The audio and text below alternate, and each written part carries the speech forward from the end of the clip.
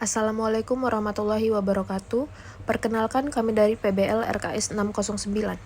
Pada praktikum mata kuliah keamanan sistem siberfisik kali ini, kami akan melakukan praktik lab 3, yaitu penggunaan peer dan buzzer pada Node MCU.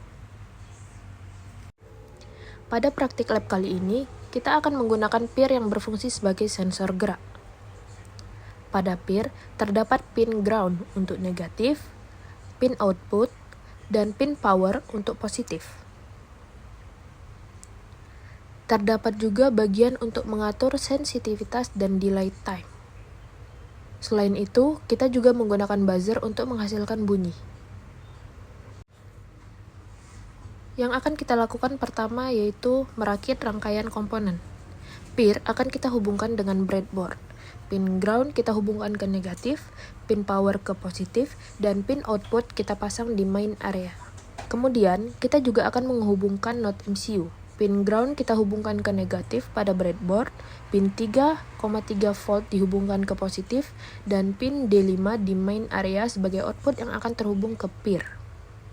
Lalu, kita akan memasang buzzer untuk menghasilkan bunyi dari sensor ini. Kita pasangkan sisi negatifnya di sisi negatif pada breadboard, dan positifnya akan terhubung ke Node MCU melalui breadboard ini. Selanjutnya, kita akan membuat kode programnya.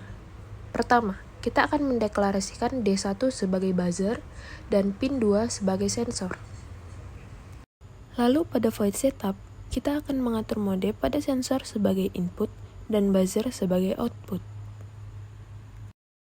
Kemudian, kita akan menambahkan kode untuk memulai komunikasi serial antara Arduino dan komputer atau laptop yang digunakan, dengan kode serial.begin 115200.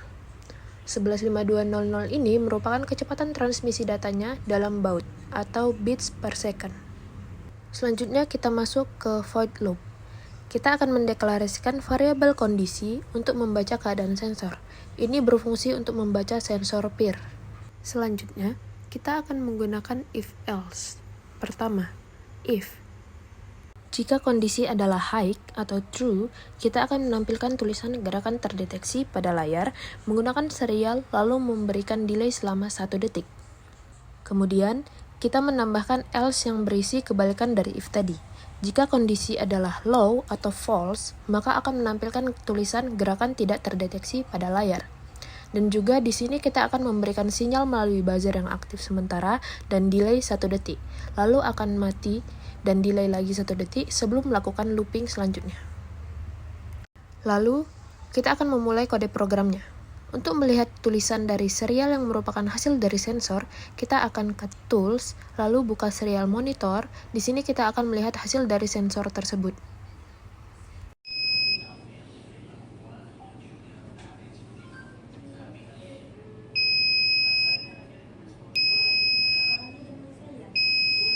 Please lah.